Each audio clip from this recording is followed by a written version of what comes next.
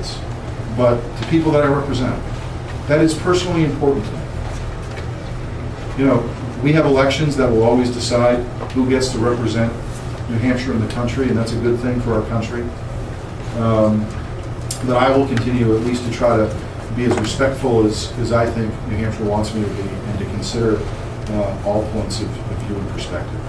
Let me, I would love to stay. Unfortunately, I'm going to be late to the next meeting. I want to close with your question. Well, I think that perhaps you could start with the next campaign season. You say you hadn't encountered that in New Hampshire, but I think the ads that ran on your behalf or against Carol State Porter were pretty yucky. And so maybe you could get the people who are funding those ads on your behalf to be more respectful next time. But the point I wanted to make is that you specifically, because you're my representative, and Republicans in general in Washington, D.C., I think you really do need to look at revenue, increasing revenue, because a number of years ago, the tax rate were changed, the rate was decreased, then we went to Afghanistan, debt spending, went to Iraq, debt spending, 8 years later in Iraq, 10 years later in Afghanistan.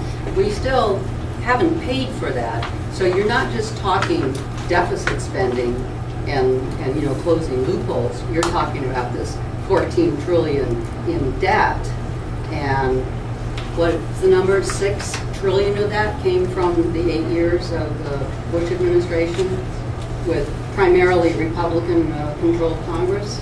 So you're not just talking, the current year. You're talking about having to work down. I'm not just talking about the last 2 years. I'm talking about, you can't amass a $14 trillion debt in 2.5 years. Right. And I have said in the past, and I will continue to say it, that there have been both parties that are responsible for the position that we're in as a country today. But the stuff that, reading in the newspaper and all these little sound bites, it's not coming across. No, I'm not sure. I mean, it's like all of a sudden, Republicans are going, oh my gosh, let's take the country to the brink. The other thing I'd like to point out, I am a veteran, and I can guarantee you that most of us do not come from families that have a lot of money, and that's where the majority of that tax rate cut benefit has been experienced. And yet the people who've been serving there and who've been dying there, this is like 4,600 in Iraq now, they've been paying the price. Everybody else has been going shopping. Well, first of all, thank you for your service. I appreciate it. Thank you by being honest in Washington. And I think that the debt that we have today, it's been amassed over a long period of time. Both parties have a responsibility to it. What I'd like to do moving forward is try to have fundamental solutions to solve it. And I'm not saying that my idea or my solution is the only opportunity, the only path, but we do have to get to a point where we have solutions on the table from all sides.